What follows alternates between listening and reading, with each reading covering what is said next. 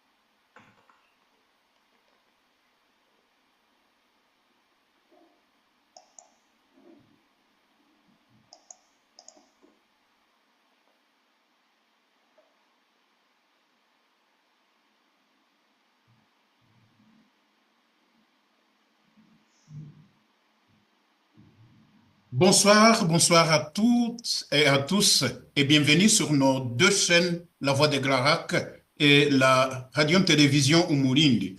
Aujourd'hui, ce soir, nous recevons un invité exceptionnel, l'ambassadeur Jean-Marie Ndagijimana, écrivain, diplomate et le témoin privilégié de l'histoire politique et humaine au Rwanda. Bonsoir, monsieur l'ambassadeur, et bienvenue sur nos deux chaînes, La Voix de Glarac et la radio-télévision Umurindi. Bonsoir, cher frère Claude-Marie Bernard Kaitale.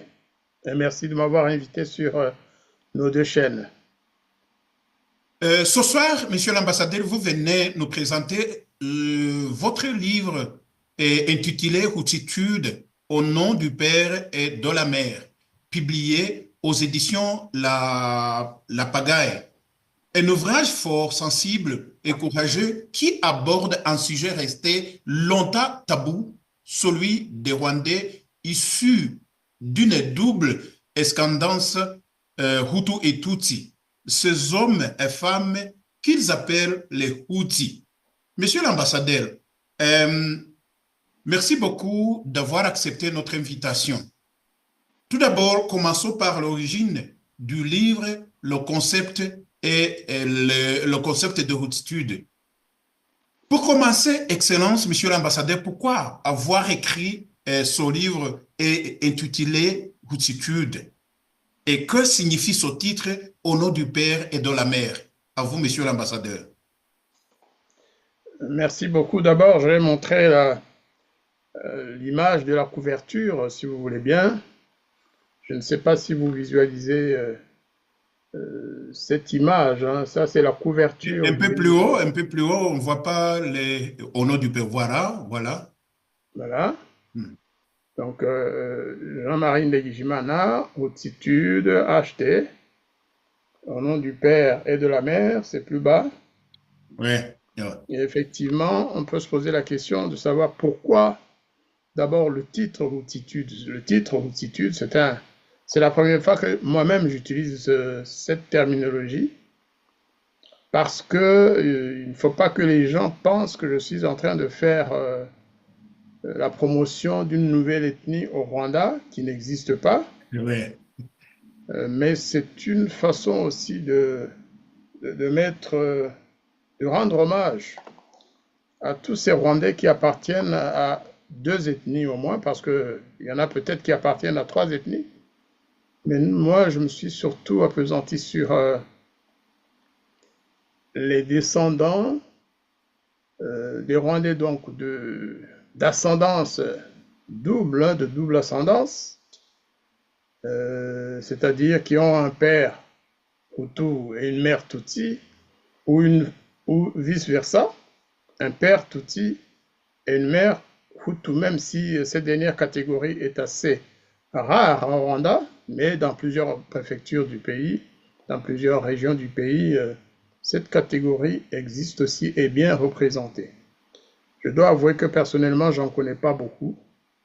Je ne connais pas des familles où la mère était Hutu et le père était Tutsi. Il n'y en a pas beaucoup dans les environnements que j'ai fréquentés depuis ma naissance. Et donc, c'est vraiment pour rendre hommage parce que, comme vous le savez, chaque fois qu'il y a des tragédies dans notre pays, ça a toujours été entre les Hutus et les Tutsis. Je ne sais pas s'il y a jamais eu, sauf bien sûr au départ, lorsque les trois ethnies se partageaient la terre, lorsque les Tutsis et les Hutus ont chassé les Tois, les Pygmoïdes, de leur zone forestière. Les ont massacrés d'ailleurs, c'est ce qu'on dit dès le départ. Mais c'était surtout des querelles ou des bagarres entre les Hutus et les Tutsis. On peut remonter dans l'histoire, presque toutes les guerres qu'il y a eu dans notre pays, c'était des guerres interethniques ou interclaniques.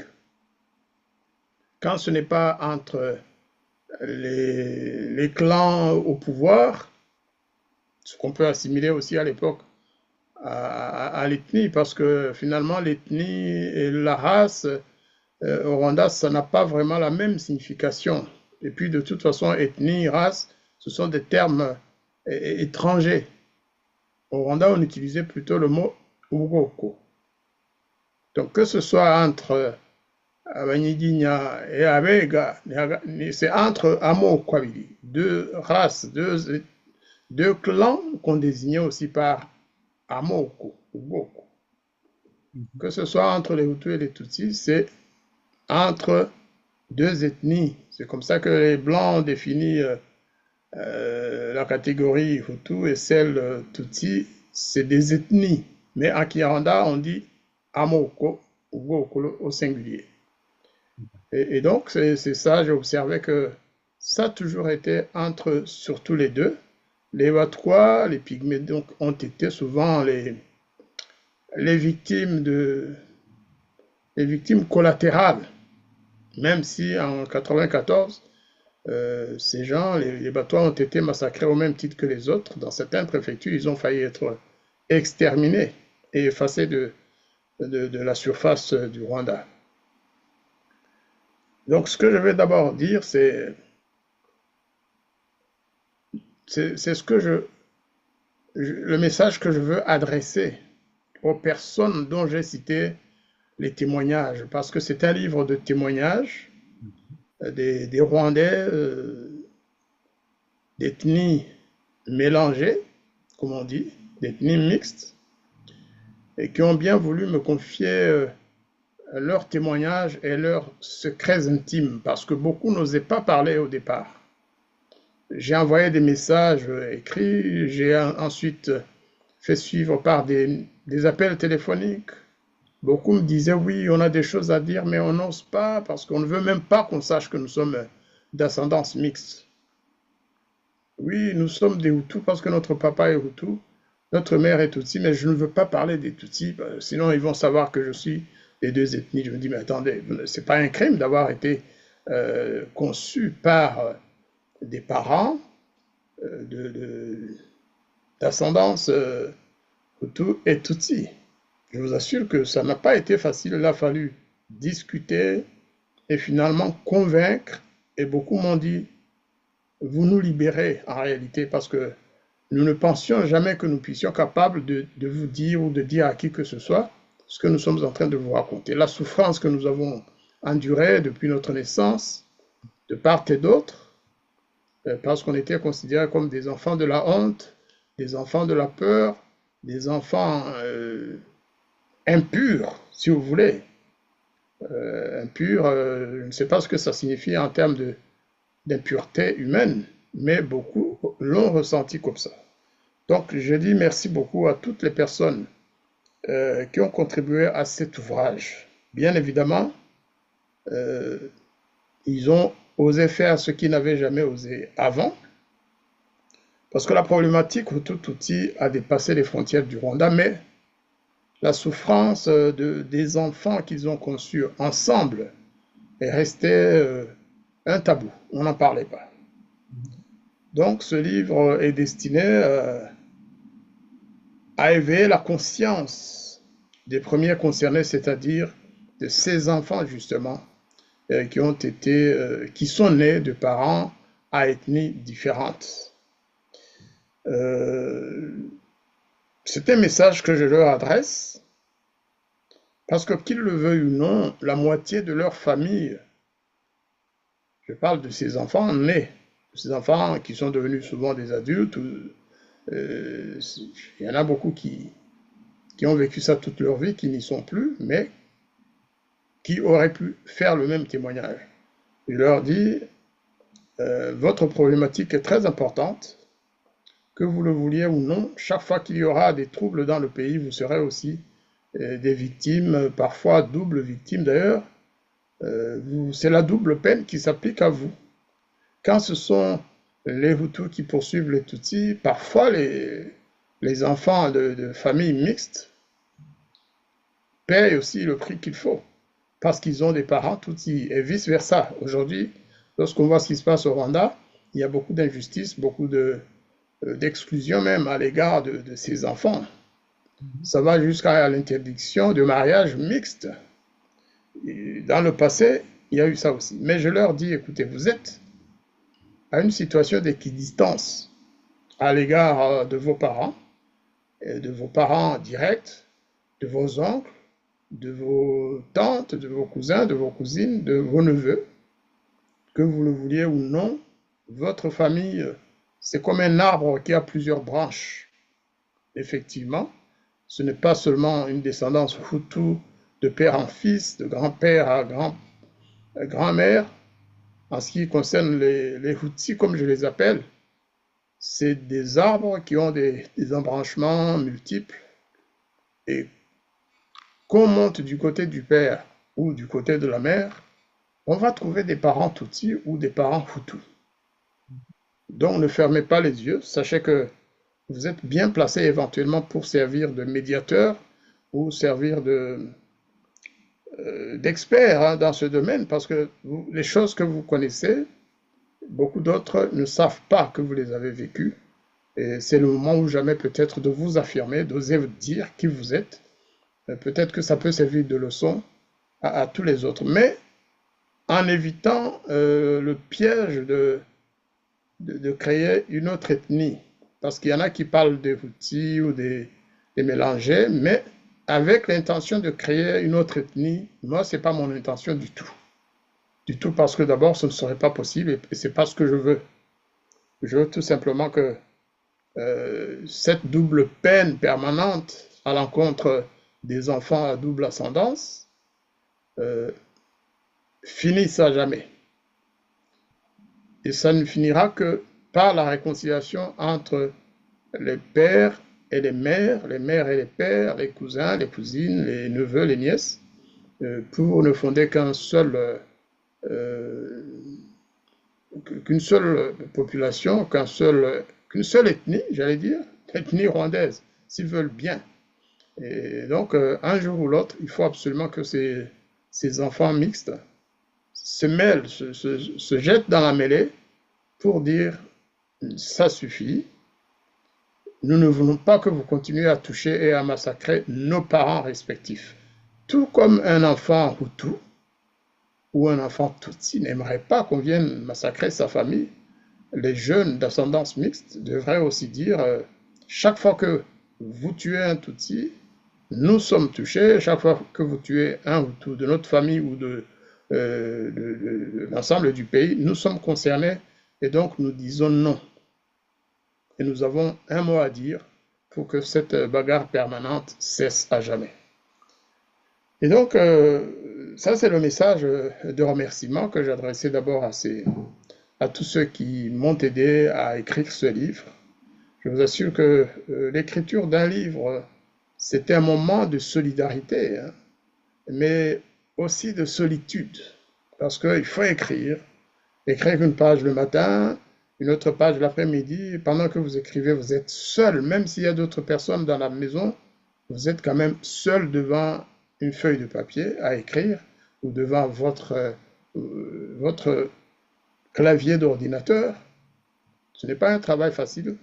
La chance que j'ai, moi, c'est que j'ai fait un livre assez petit de 180 pages presque.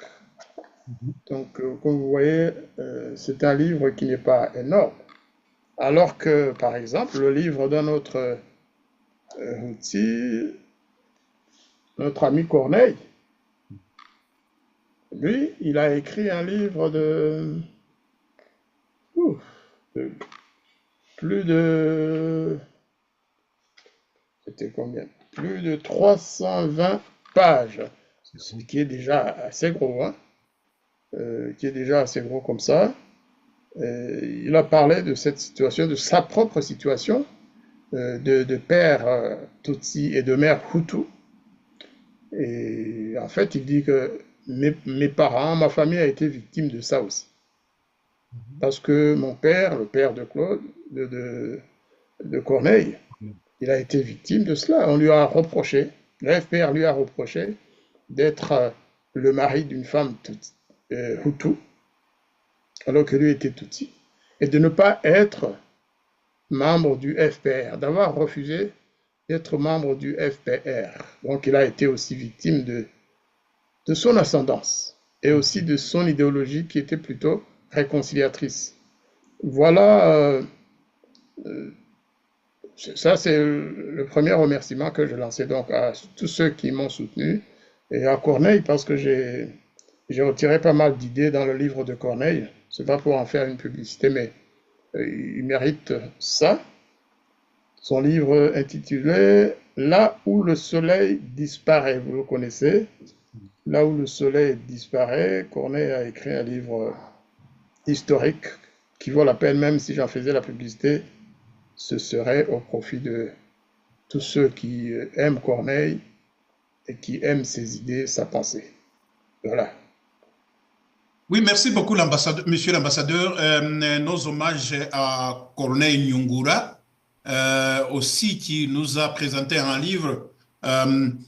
Monsieur l'ambassadeur, dans le livre, vous dites, je cite ici, les Houthis existent dans l'imaginaire public. C'est leur histoire que nous allons vous raconter. Pouvez-vous nous expliquer ce que vous entendez par là?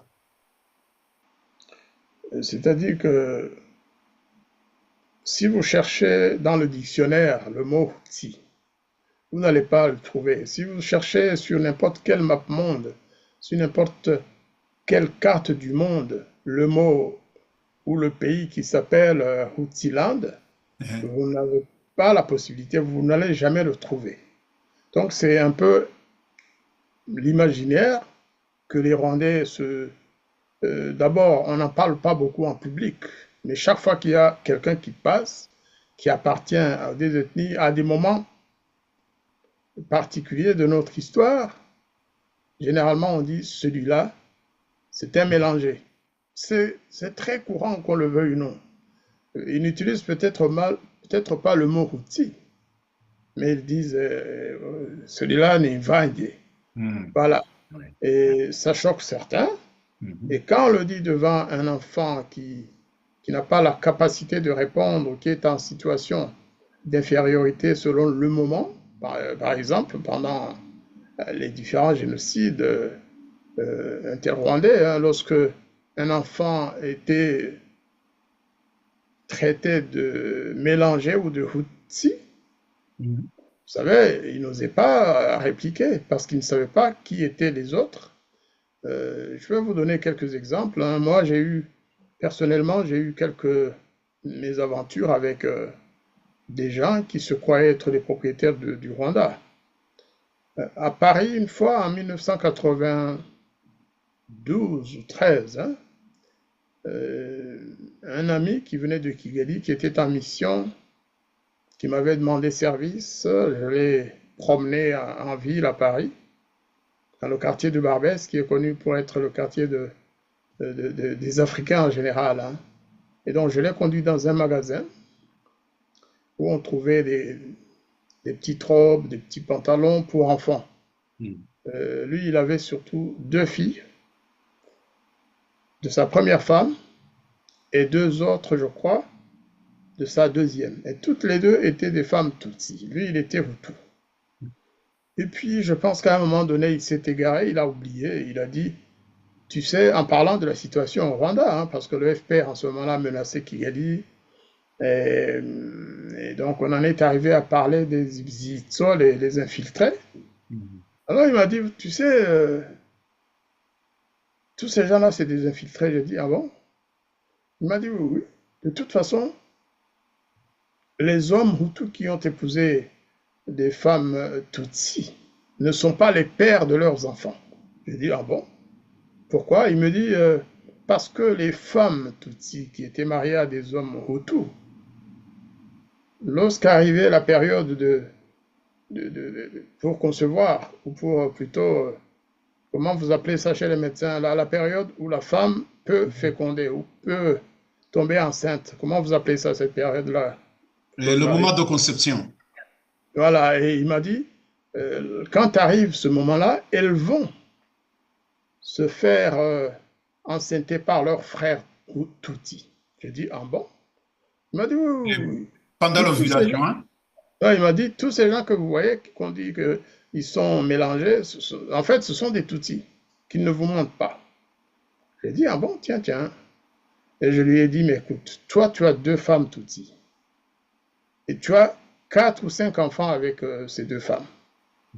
Est-ce que tes enfants sont des Tutsis ou des Hutus? Puisque toi, tu es leur père et tu es Hutu. Tu l'assumes, tu dis que tu dis, oui, je suis Hutu. Il me dit, non, non, non, eux sont des Hutus parce que moi, je sais, quand elles sont tombées enceintes, et c'est mes enfants, il n'y a aucun doute. Mais tu penses que les autres ne savent pas quand leurs femmes ont pu tomber enceintes? Il dit non, non, non, non, non, vous savez, c'est comme ça, c'est dans leur culture. Hein. Dans la culture des femmes Tutsi, c'est comme ça, elles vont se faire enceinter par leurs frères. Je dis, ah bon, je vous assure que... Alors, je lui ai posé une question, j'ai dit, mais lorsque le moment viendra, par exemple, de fuir, s'il y a quelque chose qui vous oblige à fuir, tu vas laisser tes femmes Tutsi derrière ou tes tantes, les tantes de tes femmes et il m'a dit non, non, bien sûr, je vais les aider à fuir, hein, c'est clair. Effectivement, c'est ce qu'il a fait. Et ils ont été parmi les premiers à se retrouver en Europe. Hein, ses beaux-frères, ses belles femmes, ses belles sœurs Tutsi. Très très vite, il les a dépêchés vers le Congo et vers l'Europe. Hein. Ouais, donc c'est un peu de... C'est un manque d'authenticité aussi dans ce qu'on affirme. Et ça m'a poussé à dire, mais il faut que les enfants, qu'on considère comme des enfants euh, impurs ou incestueux, qu'ils sachent qu'ils ne le sont pas, que ce sont des enfants qui ont un père et une mère et qui n'ont pas à avoir honte de leurs origines ethniques.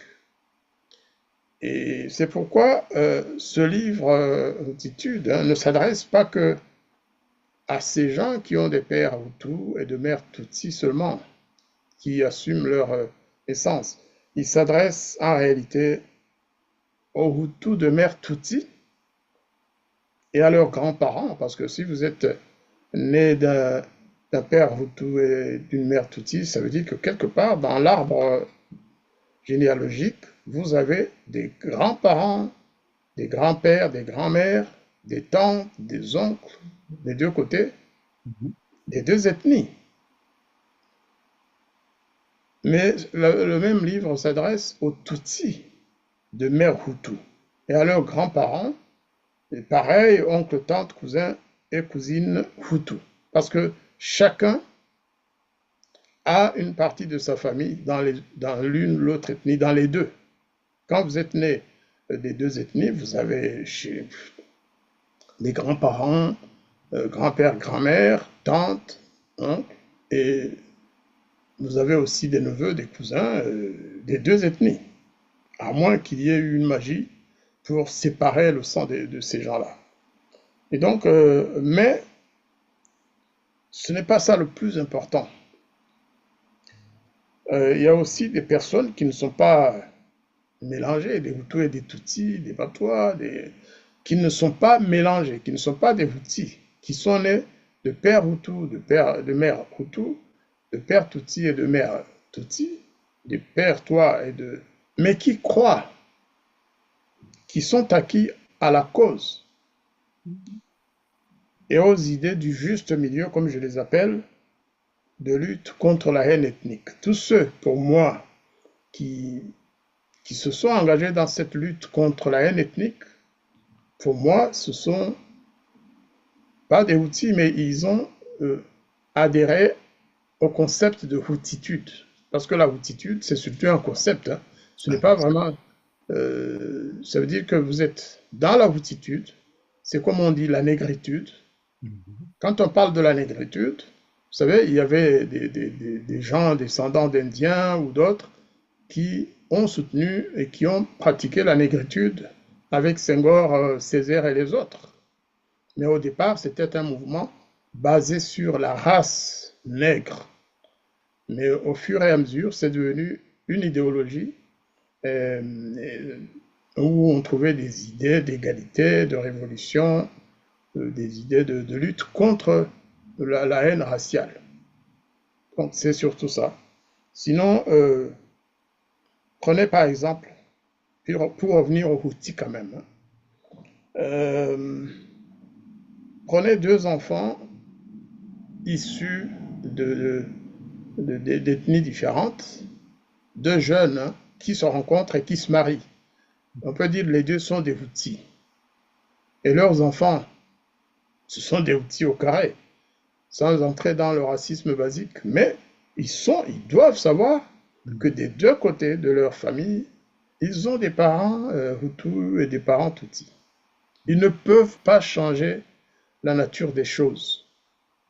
C'est pourquoi, dans un pays comme le Rwanda, dans un pays où les tragédies se sont multipliées et se poursuivent d'ailleurs aujourd'hui, dans un pays où, au Rwanda, on interdit à des garçons Hutus d'épouser des filles Tutsis, ou à des filles Tutsis d'épouser un jeune Hutu qu'elles aiment pourtant, nous devons nous permettre de lancer des initiatives. Et on ne force personne à y croire. On ne force personne à y croire. Personnellement, j'y crois. Personnellement, j'adhère à la houtitude. Et si nous pouvons être nombreux pour dire la houtitude, finalement, c'est mieux que les conflits Hutu-Tutsi, ben, ce serait toujours quelque chose de gagné. Voilà, c'est ça. Et il y a une phrase que j'aime beaucoup, qui aussi découle d'un titre d'un livre d'un Français qui disait « Quand la Chine s'éveillera ». Moi, j'ai dit « Quand les Houthis s'éveilleront, les Hutus et les Tutsis se réconcilieront. Si, évidemment, les Houthis acceptent de jouer ce rôle de médiateur. Si vraiment les jeunes, les enfants, les plus vieux parmi ceux qui sont d'ascendance ethnique, double, s'ils décidaient d'entrer dans le jeu, je pense que d'un côté comme de l'autre, les Hutus et les Tutsis pourraient réfléchir plusieurs fois avant de recommencer leurs bêtises. Parce que, après tout, on sait que les Hutus sont très nombreux. Des enquêtes, je me souviens dans les années 90, on montrait que dans certaines préfectures du pays, les Hutus constituaient très probablement 40% de la population totale. Alors, 40% de la population totale, même en cas d'élection démocratique, ces gens-là peuvent faire pencher la balance sans, une fois encore, tomber dans le piège de la création d'une quatrième ethnie. Voilà. Ah, Voilà. monsieur l'ambassadeur, vous parliez tout à l'heure du tabou. Est-ce que, selon vous, ce tabou vient surtout du traumatisme, du génocide ou bien d'un héritage sociologique plus ancien? C'est plus ancien. C'est plus ancien parce que le génocide, il est de 94. Ouais. Nous, beaucoup d'entre nous sont nés avant 94, avant l'indépendance, même pour certains. Et on a quand même vécu cela. On a quand même vécu cela. Même dans les écoles primaires ou secondaires où on étudiait, il y avait ça. Parce que malgré tout, le face-à-face entre les Hutus et les Tutsis n'a pas commencé en 1994. Donc chaque fois qu'il y avait des crises entre les ethnies, imaginez un enfant qui appartenait à plusieurs ethnies, à deux ethnies, et qui se disait, mais moi je vais où? Dans le livre, je donne un exemple d'un jeune, allez, maintenant je pense d'ailleurs qu'il n'est plus en vie. Euh, il avait 14 ans en 1973, lorsque des élèves ont été chassés des écoles. Lui, il était étudiant, quelque part, à Nyamasheke ou à Birambo, je ne sais plus. Et ses parents, c'était des... Le père était Hutu et la mère était Tutsi.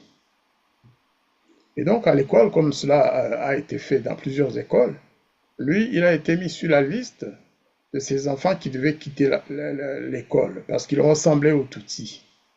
C'est ce qu'on lui a dit. Il a dit, il faut absolument revenir, mais avec la preuve que tu es vraiment Hutu. Parce que lui, il disait, mais vous me chassez. Qu'est-ce que j'ai fait? Moi, je suis Hutu. Ils ont dit, non, non, non. Vous ressemblez un peu trop aux Tutsis. Rentrez chez vous et revenez avec la preuve. Il a pris un bus ou un camion, il est rentré chez lui. C'était du côté de Changi, je pense, entre Changi et Nyamasheke, dans le Kinyaga, à Tiangougou. Et il est arrivé à la maison, bien sûr frustré, fâché. Il est allé voir ses parents, il a dit, j'ai été chassé de l'école parce qu'on me dit que je suis Tutsi, alors que on m'a toujours dit que j'étais Hutu. Et la première fois qu'il est arrivé quand il est arrivé chez lui, il n'y avait que sa maman. Et il a dit ça à sa mère, qui était Tutsi. Et sa mère s'est mise à raconter effectivement que c'était un Hutu de père et Tutsi de mère. Et le petit a changé d'attitude. Il est devenu très agressif. Ça, c'est une histoire vraie qui m'a été racontée par un de ses anciens collègues et voisins d'ailleurs, qui était dans la même école et qui était voisin sur la colline. Et le jeune homme, il s'est retourné très furieux contre sa mère. Il a dit, donc maman, c'est à cause de toi que j'ai été chassé de l'école. Il a dit, c'est toi qui a provoqué mon expulsion de l'école. La mère a dit, non, ce n'est pas moi, c'est parce que tu as un peu mon visage et de l'autre côté, tu as celui de ton père. Et quand le papa est arrivé, il a trouvé la situation, le garçon qui ne parlait plus à sa mère qui était triste, presque au point de vouloir même se suicider, parce que elle s'est rendue compte qu'elle portait la responsabilité d'avoir mis ce garçon au monde. Mhm. Et le garçon, très furieux, il a dit à à son père, il dit, papa, je ne savais pas que j'allais être traité de Tutsi parce que j'ai une mère Tutsi. Et le papa a dit, non, ce n'est pas grave, on va arranger ça. Il a dit, non, non, non, non, non. C'est maman qui est responsable de mon expulsion. Alors, la mère, semble-t-il, lui aurait dit, écoute, si j'avais su que tu me traiterais comme ça, j'aurais préféré que tu meurs à la naissance, parce que tu n'es pas digne d'être mon fils. Imaginez ça, c'est une histoire très connue. Le garçon, sur le champ, il a continué à... Et puis son papa l'a raisonné. Il a dit non, maman n'est responsable de rien. Nous nous sommes aimés, nous nous sommes mariés. Tu es un de nos enfants chéris et tu nous appartiens à tous les deux. Et il a dit, de toute façon, on va régler ça. Il est parti, il est retourné à l'école avec son fils. C'est pour dire quand même que le problème ethnique existait. Hein. Si on devait chasser des enfants de l'école parce qu'ils appartenaient à telle ethnie, même en confondant leurs origines, c'est qu'il y avait un problème entre les Hutus et les Tutsis. Ou en tout cas au niveau des responsables des écoles ou du pays. Et donc le père est retourné à l'école avec son fils. Il avait sa carte d'identité. Et lui, il n'avait pas un nez de Tutsi, il était un Hutu reconnaissable à 1 kilomètre de distance. Il est allé dire au directeur, moi je suis Hutu, c'est mon fils. Son nom est dans ma carte d'identité, vous le voyez bien. Et donc, il faut régler la situation, effectivement, avec la présence du père et son témoignage. Le jeune homme a été rétabli dans ses droits, il est rentré à l'école. Mais entre-temps, lorsque le père est retourné chez lui, je vous assure que la mère était sur le point de se suicider, tellement elle a souffert de cette injustice et aussi de cette situation qui l'obligeait à presque renier, ou plutôt qui obligeait son fils à la renier. Donc, ce n'est pas des situations imaginaires, ce sont des cas concrets. Dans mon livre, j'en ai cité plusieurs autres, beaucoup d'autres. Ou alors, c'était pendant la guerre, j'ai cité l'histoire de ce monsieur qui m'a dit que les enfants nés de mère Tutsi ne pouvaient pas être assimilés aux Hutus, alors que lui, qui avait 2 femmes Tutsi et 4 enfants mélangés, il revendiquait haut et fort être le père de ses enfants.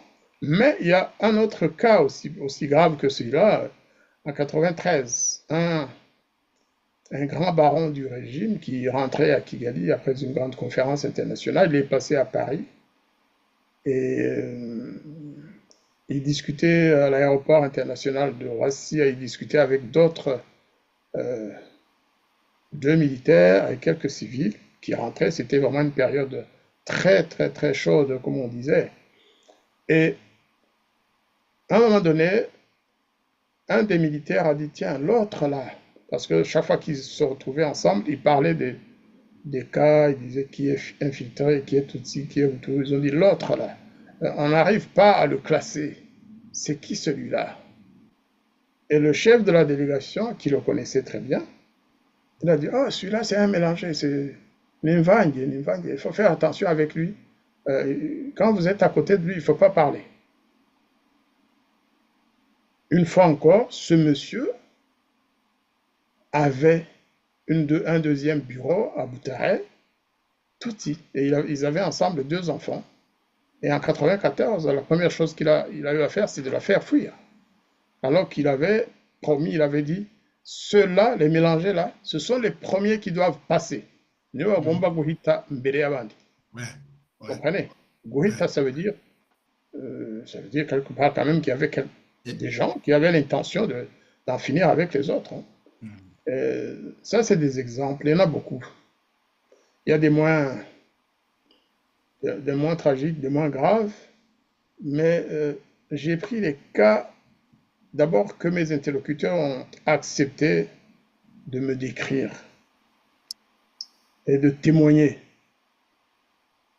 C'est à la fin d'avoir recueilli une centaine de témoignages, après avoir trié lesquels je devais passer. Il y en a qui étaient tellement graves que je n'ai pas osé vraiment les mettre dans ce livre parce que je voulais aussi que des plus jeunes puissent le lire. Or, il y avait des situations que moi-même, je n'avais pas envie de mettre par écrit. Mais j'ai gardé ça, on verra la réaction après la lecture du premier livre, parce que j'ai prévu un tome 2 de Hutitude. Et donc, dans le livre, évidemment, je me suis permis de mettre un avertissement sur les intentions qui m'animaient en écrivant ce livre, hein, parce qu'effectivement, comme je vous ai dit, les enfants nés de mariage mixte ont beaucoup souffert et je ne veux pas qu'on me traite des intentions que je n'ai pas. Voilà. Ouais, merci beaucoup, monsieur l'ambassadeur. Partant de l'exemple que vous venez de nous citer ici, euh, fouillant dans le livre, il y a un chapitre intitulé Les enfants de l'amour et de la honte sociale. Vous décrivez des pages bouleversantes sur ces enfants de l'amour qui dites-vous, naissent dans l'amour, mais vivent dans la honte et la peur. Qu'est-ce qui vous a la plus touché dans les témoignages, monsieur l'ambassadeur? C'est exactement ce que je viens de dire en fait, parce que, vous savez, lorsque deux personnes se rencontrent, d'ailleurs, je ne sais pas si j'en ai parlé dans le livre, il y a des chapitres que j'ai peut-être oublié de mettre. Hmm. Vous savez, j'ai entendu certaines personnes qui critiquaient le président Kayibanda, les membres de son gouvernement, en leur reprochant d'avoir tous été mariés à des femmes Tutsis. C'est vrai, mais le président Kayibanda, avant d'épouser une Tutsi, n'est pas allé philosopher. Il a rencontré la jeune Veridiane, sa maman, plutôt sa future. Hmm. Ils se sont aimés et ils ont fait des enfants. Ils ont donné la vie à des enfants. Kayibanda n'avait aucun problème d'opportunisme. C'était un cadre, il avait fait des études. Je ne sais pas si son épouse avait fait aussi de longues études, mais le président Kayibanda, en tout cas, avant, parce qu'ils se sont mariés avant la Révolution. Ce n'est pas parce que il était devenu président qu'une femme Tutsi est allée le solliciter. Non, je n'oserais même pas y penser. C'est notre premier président de la République, dont on sait qu'il a beaucoup aimé sa famille et ses enfants et sa femme en priorité et la famille en large, qui avait donc des parents des deux côtés, des Hutus et des Tutsis dans leur famille. Au niveau des oncles, les enfants. Alors, je ne parle pas spécialement de Kayibanda, mais j'ai entendu certaines personnes qui disent que Kayibanda et les autres Hutus, certains ont cité le Rwasibo, tout en disant d'ailleurs que le Rwasibo n'était peut-être pas Hutu, mais il les décriait. Il disait que ces gens-là étaient des opportunistes, qu'ils ont épousé des femmes Tutsis pour monter dans l'échelle sociale, pour se rapprocher davantage des Tutsis. Je ne crois pas. Je ne crois pas du tout. Ils n'avaient aucun intérêt. Ils avaient des très bonnes positions avant. Les enfants, je pourrais parler aussi de nos parents, hein. Ils se sont mariés par amour et ils ont vécu souvent ensemble pendant 30, 40, 50 ans, 60 ans ou plus, dans l'amour. Lorsqu'on se marie par opportunisme, on ne reste pas ensemble pendant 50 ans. Il faut être Jean Damascène Bizimana pour le penser, pour croire que les premiers révolutionnaires de 1959 détestaient les Tutsis. Pourquoi les auraient-ils détestés? Et s'ils les ont détestés, pourquoi ils sont restés dans une famille qui avait des embranchements multi-ethniques? C'est l'inverse. C'est vrai qu'il y a eu par moments des problèmes dans le pays, qu'il y a eu des guerres ou des attaques des Ignésis à partir de l'extérieur et qui ont provoqué des troubles dans le pays.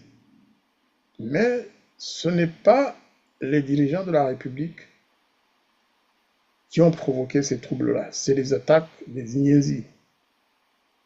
Donc, tous ces enfants, là j'ai parlé des plus connus, des familles les plus connues, mais dans le Rwanda, je vous ai dit qu'il y avait au moins 40% de la population de certaines préfectures qui étaient de familles mixtes, nées dans l'amour.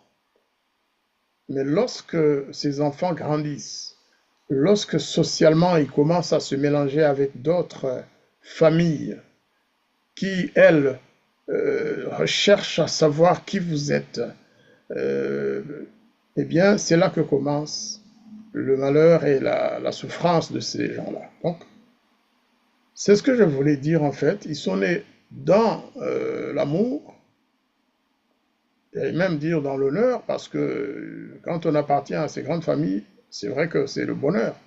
Mais au fur et à mesure qu'ils grandissaient, on a voulu leur montrer qu'ils étaient nés dans la honte et dans l'impureté.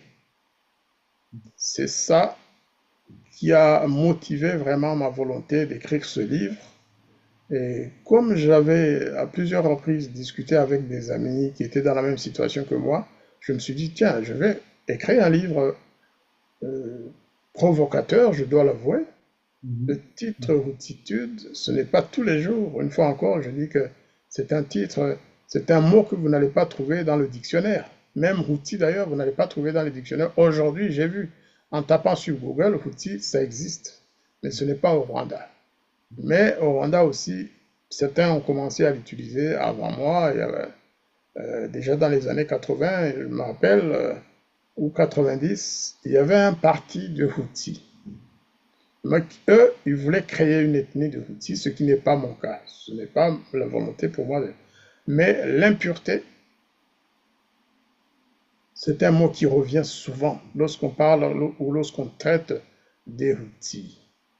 En 1973 à Kinshasa, hein, j'ai rencontré des gens qui venaient du Rwanda, d'autres du Burundi, et des étudiants de l'Université nationale du Rwanda qui ont été chassés après 73, justement pendant les troubles de février-avril 73. Il y en a un qui m'avait traité de Kimani. Je ne connaissais pas ce terme, alors que j'étais quand même grand, j'avais 22 ans.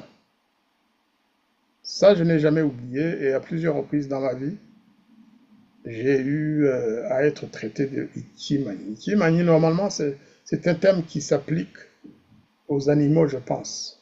Ouais. Il n'y a pas, chez les hommes, il n'y a pas de Ikimani. Ikimani, c'est des vaches croisées, mais les hommes non. Donc, c'est une insulte grave. Ça veut dire que vous êtes impur, et ça, il faut combattre. Moi, j'en suis venu à m'y habituer et à réagir chaque fois qu'il y a ce genre d'insultes ou de réactions.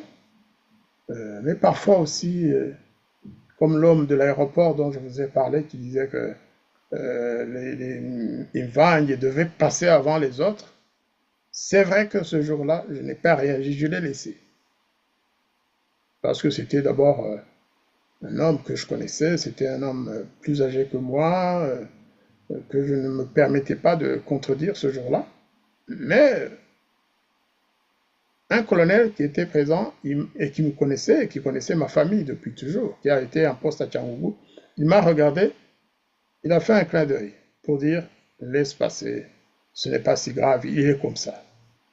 Donc, ce sentiment d'impureté, ce sentiment de déshonneur, ce sentiment qu'on a inculqué à ses enfants, il faut que ça finisse.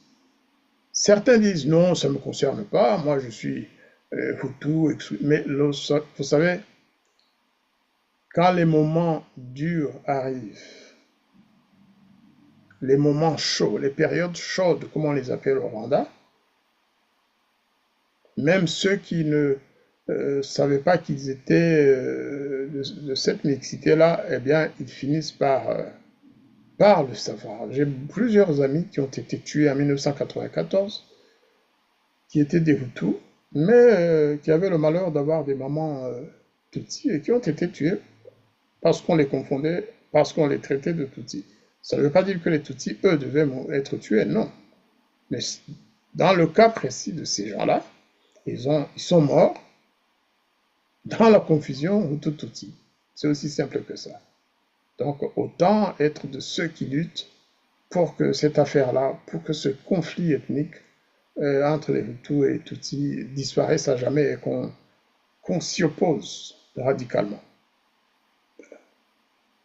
Voilà. Monsieur l'ambassadeur, dans le livre, vous racontez que le personnage principal, Jean, qui était surnommé point virgule, c'est une belle métaphore. Euh, que représente ce symbole pour vous? Alors, je vais lire le petit deux paragraphes Mhm. pour ne pas déformer. Parce que Jean, effectivement, c'est un personnage qui a existé, qui m'a raconté beaucoup de choses, Mhm. notamment qui m'a raconté qu'on l'appelait point virgule.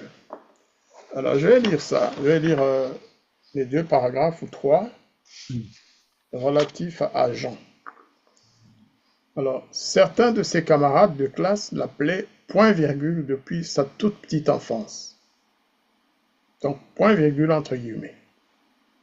Sans trop savoir pourquoi on l'affublait de ce surnom, Jean avait depuis longtemps compris qu'il portait en lui-même une différence congénitale, faisant de lui un point-virgule, un nom, un point ou une virgule. C'était peut-être un détail, Ouais. mais les habitants de ce petit pays qui était aussi le sien semblaient y accorder beaucoup d'importance. Jusqu'au jour où semblaient y accorder beaucoup d'importance. Alors Jean se creusait les méninges pour transformer sa différence en force, jusqu'au jour où il réalisa qu'un point-virgule pouvait se transformer en point de confluence ou en trait d'union entre le point et la virgule, Ouais. au lieu de n'être qu'un simple signe de ponctuation. Parce qu'en fait, à une certaine période au Rwanda, j'ai eu ce témoignage d'une personne de Kibouye qui m'a dit que chez eux, on désignait point et virgule en disant point, c'était les Hutus. Mm. C'était un code entre eux. Et virgule, c'était les Tutsis. Je suppose que c'était par rapport à la forme physique, hein, au gabarit. Les Hutus sont un peu ronds comme un point et les Tutsis longs. Et lui, comme il était mélangé, on l'appelait point-virgule. Et donc, en discutant avec lui, j'ai compris qu'à la fin, il avait compris Mm. que plutôt que de rester, d'être traité de point-virgule, il valait mieux changer les choses et se mettre au milieu pour éventuellement aider les Hutus et les Tutsis à se réconcilier. Donc à devenir un trait d'union, Mm. ce qui est une bonne métaphore. Et donc Senghor disait d'ailleurs, métis c'est la paix, métis c'est l'amour, métis c'est l'avenir. Et pour moi, dans le face-à-face meurtrier qui a si souvent opposé les élites Hutu et Tutsi, les Rwandais d'origine mixte devraient prendre conscience de leur rôle réconciliateur. Et je conclus en disant, ma religion est faite. Les métis transethniques devraient revendiquer haut et fort leur attachement à leurs deux héritages, parce que les Hutus ou les Tutsis d'ascendance mixte ont deux héritages. L'héritage du côté de chaque parent. Ils ont un héritage Hutu et un héritage Tutsi, qu'ils le veuillent ou non. Donc il faut qu'ils disent non à ceux qui prônent la haine, afin de neutraliser politiquement les extrémistes de tous bords. C'est ça l'objectif en fait. Ce n'est pas de créer une quatrième ethnie, mais il y a deux sons, parce que Kibouye c'était le point-virgule. Dans d'autres régions, on parlait de mélanger bien sûr des deux sangs. J'ai entendu l'ancienne Miss France, comment elle s'appelle encore,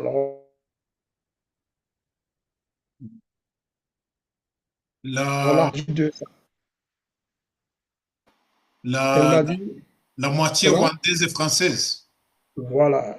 Un jour, elle m'avait dit, Aurore. je suis de 200. J'ai 200.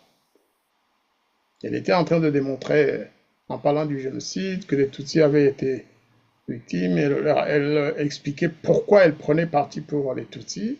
C'était un public français exclusivement. Et elle a dit, moi je suis des 200, je suis une 200. Je me disais au départ, je me disais 200, c'était 200 à Malasso. Mm. À un moment donné, je lui ai dit, vous n'êtes pas seul à être de 200. Hein. Donc, au moins les 200 Hutus Tutsis, ils sont empathiques, ils ont une empathie à l'égard des Hutus et des Tutsis. Vous n'êtes que pour les Tutsis. Mais la souffrance des Hutus, vous ne vous en préoccupez pas. Elle a réfléchi et à la fin, elle a dit oui, oui, c'est vrai, c'est vrai. Elle a reconnu ça. Et donc, chacun dans ce livre, en tout cas mes témoins, ils ont tenu à me raconter leurs expériences respectives, hein, toujours sur cette trame-là de mixité ethnique. Et c'est très intéressant comme livre. Vraiment, je vous recommande si vous ne l'avez pas encore acquis, parce qu'on peut le trouver sur Amazon, hein. Vous Mhm. allez sur amazon.com, il y a des e-books. La formule e-book existe, mais vous pouvez aussi l'acheter en papier, en format papier, euh, tout simplement.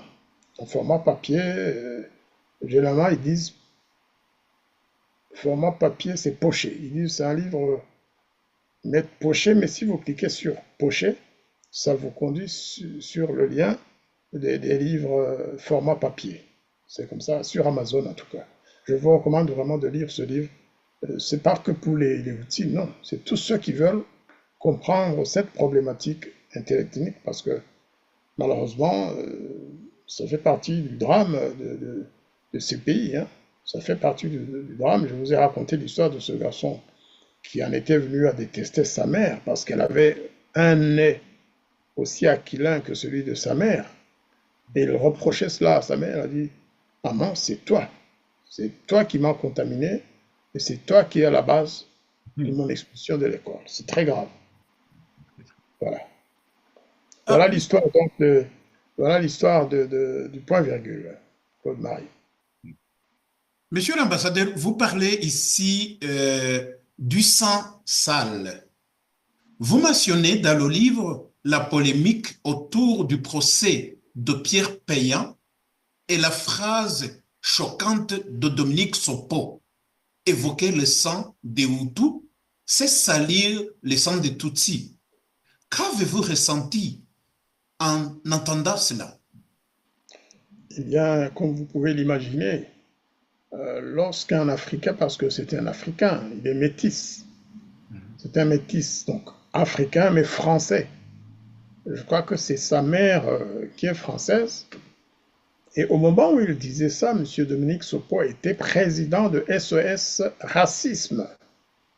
Donc quelqu'un qui était censé combattre le racisme dans tous ses aspects. Surtout qu'il était métis. Il avait été vraiment formé à la bonne école, il était du Parti socialiste.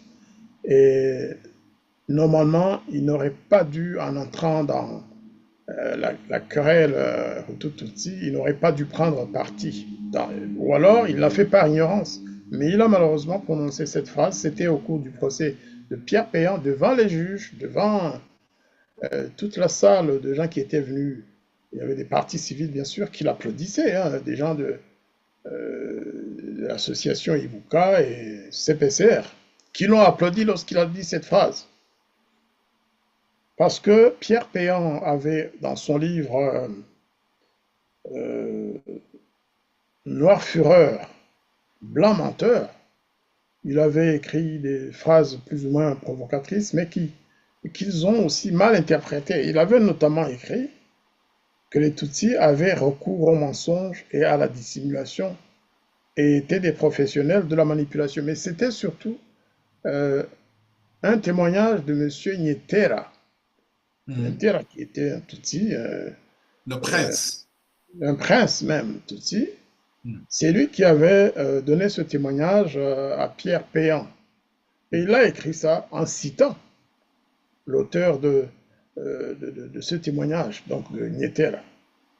Mhm. Et l'association SOS Racisme et d'autres associations ont traîné Pierre Péan en justice, l'accusant d'être raciste, l'accusant de négationnisme, plein de choses. Et Sopo, lorsqu'il a pris la parole comme président de l'association SOS Racisme, donc partie civile, eh bien, il a dit cette phrase-là, Mhm.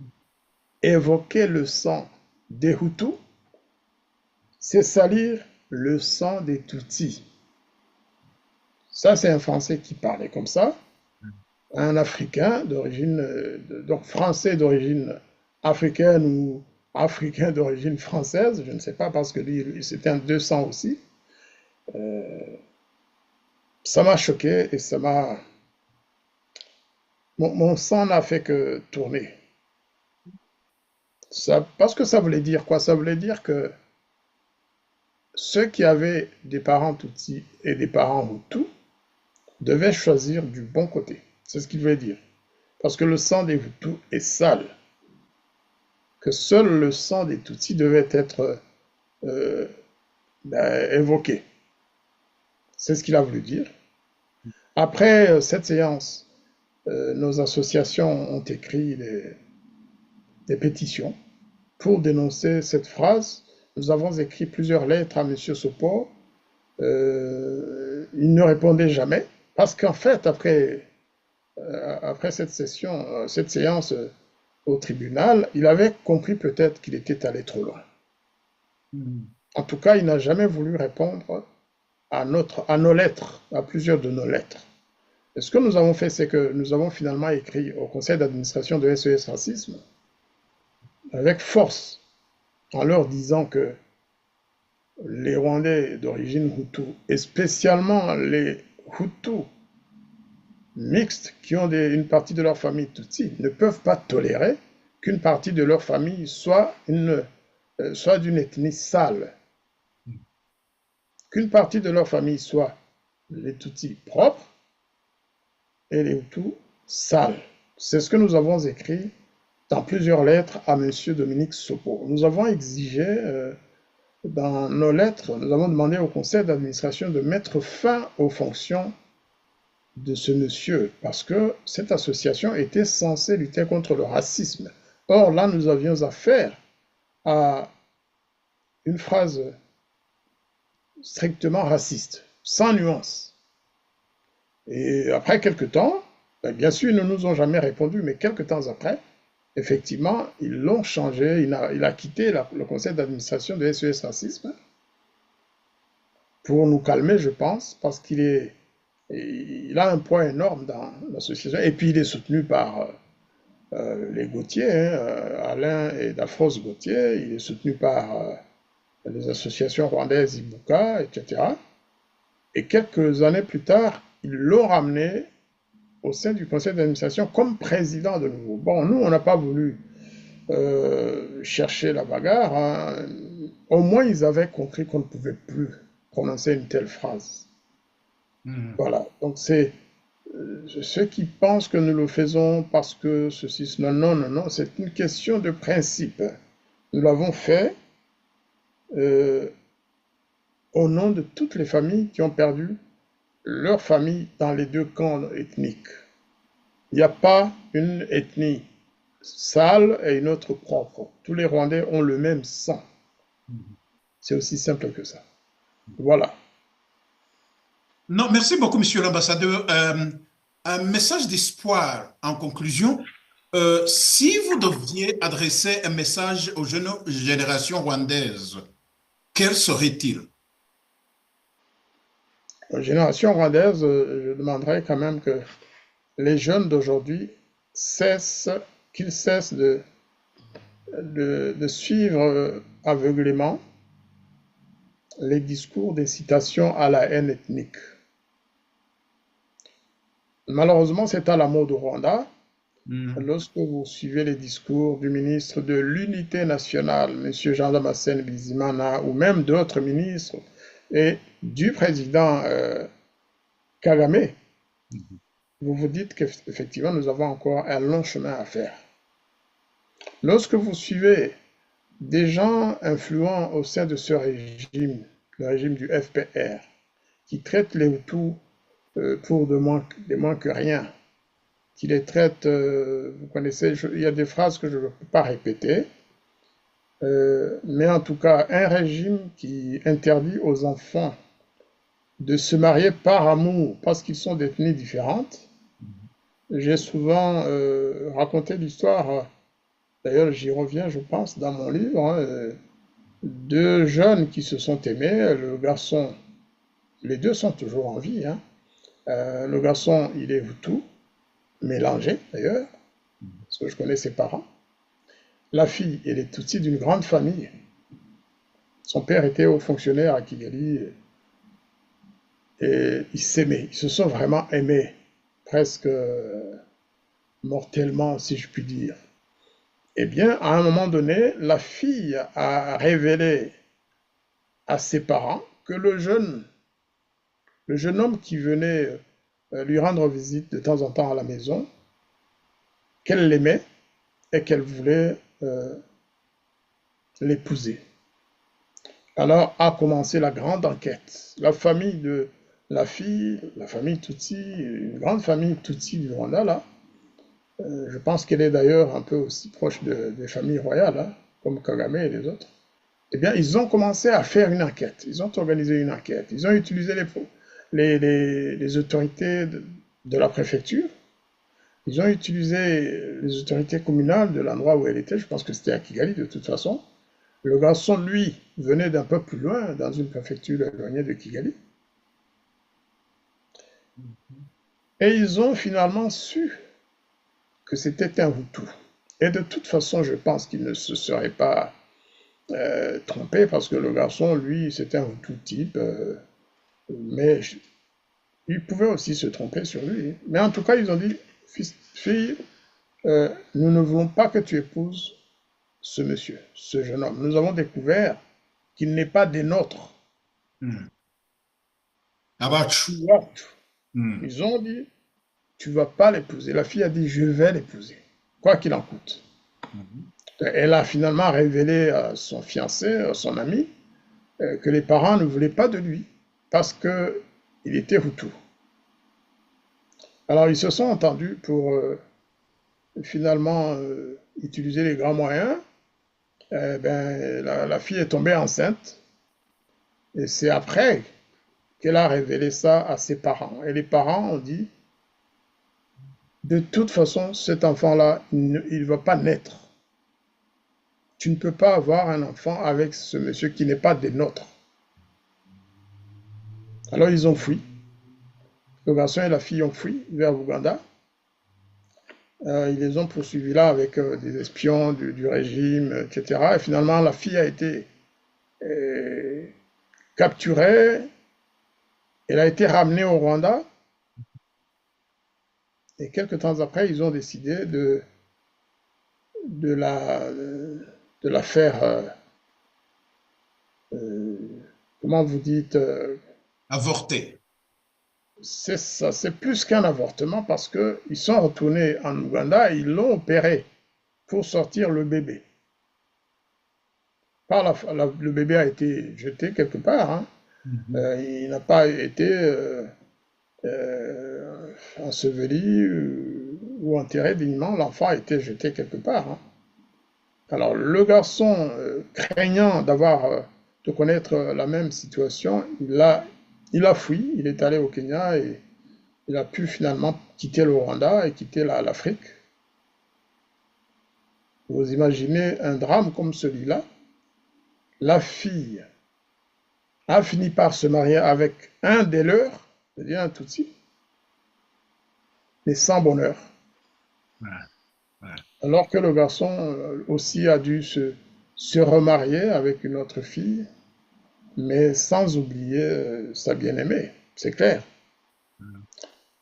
Vous comprenez que ça, c'est des drames qui se passent. On connaît beaucoup d'autres cas, des personnes, même Bizima, l'agent Damascène, hein, il a connu une situation que vous le connaissez mieux que moi.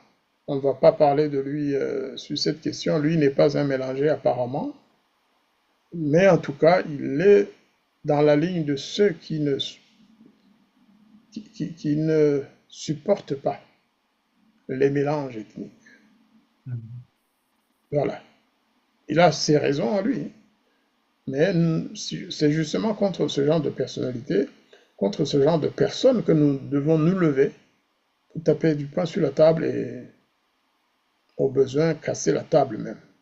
Il faut que ce genre d'idées disparaissent. Il faut absolument mettre fin à ces pratiques racistes d'un autre âge. Voilà. Wow. On a beaucoup à dire. Merci beaucoup, monsieur l'ambassadeur, pour ces ces mots forts et pour ce livre qui invite à la réflexion et à l'amour. Je rappelle à nos auditeurs que le livre Outitude au nom du Père et de la Mère est disponible sur l'Amazon auprès des éditions La Page. La Merci à pagaie. vous qui nous suivez. N'oubliez pas surtout d'aimer et partager et vous abonner à nos deux chaînes, La Voix des Gararak et la radio-télévision Umurindi. À très bientôt pour une nouvelle émission dédiée à la mémoire et à la vérité et à à la réconciliation. Merci beaucoup, monsieur l'ambassadeur, et à plus. C'est moi qui vous remercie. En attendant, donc, je montre une fois encore la, la couverture du livre, hein. C'est cette couverture-là, c'est la version qui est sortie sur le livre en format papier. C'est aussi la couverture de l'e-book.